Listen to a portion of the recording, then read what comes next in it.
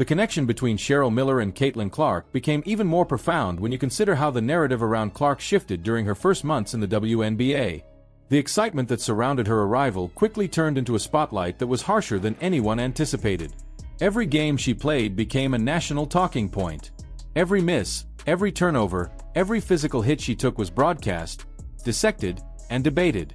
Fans and critics alike placed expectations on her that were impossible for any rookie to shoulder. The physicality of the league surprised her, the pace demanded adjustment, and the weight of carrying an entire franchise felt immense. Yet when she walked into that all-star environment and saw Cheryl Miller, the energy changed. She finally saw someone who understood her not as a marketing figure or a ratings machine, but as an athlete dealing with extraordinary pressure. That moment mattered because Miller had lived through something similar decades earlier, but without the support system or infrastructure Clark now benefits from. In the 1980s, Miller became a national sensation almost overnight. Her dominance on the court forced people to acknowledge women's basketball in a way they never had before. She became the player media outlets focused on, the star young girls looked up to, and the benchmark every rising talent was compared against. Yet while she carried the sport, the world around her was not ready to build something sustainable. She played at a time when professional women's basketball in the United States did not exist. There were no major sponsorships tied to her name, no national broadcasts showcasing her talent every week, and no professional league waiting to sign her once her college career ended. So when injuries came, when her body finally had enough, the opportunities vanished. Her playing days ended quietly, long before her passion for the game did. That history is what makes her guidance to Clark feel so important. When Miller tells Clark to hold on to the joy of playing, she's speaking as someone who lost her chance to fully experience the professional career she deserved.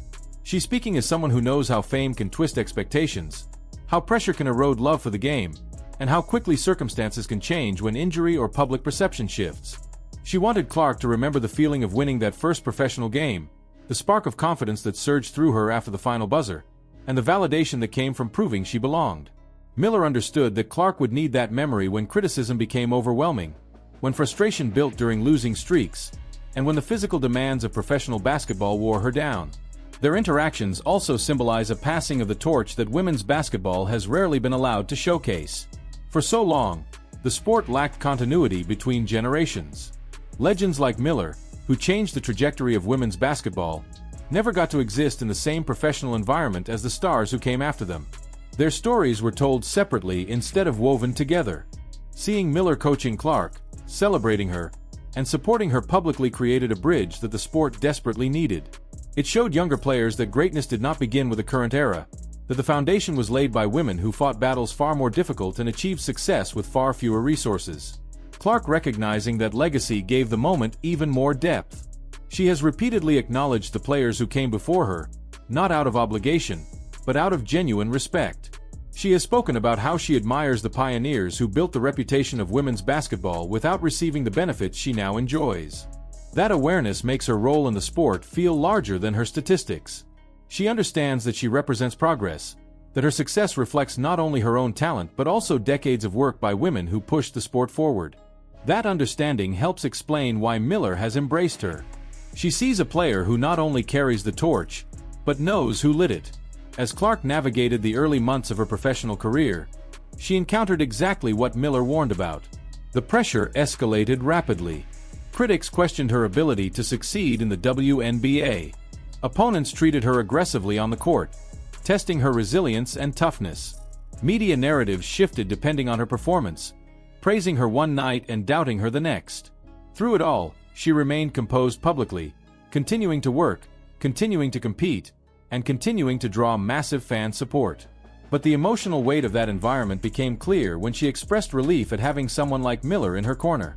It showed that even the most confident athletes need mentors who believe in them beyond their production. The generational relationship between these two women represents the evolution of women's basketball. Miller played in packed college arenas but had nowhere to go afterward. Clark plays in front of sold-out crowds as a professional, with corporate partnerships, national broadcasts, and financial opportunities that previous stars never dreamed of. The sport has grown enormously, but the pressure placed upon the face of women's basketball remains constant.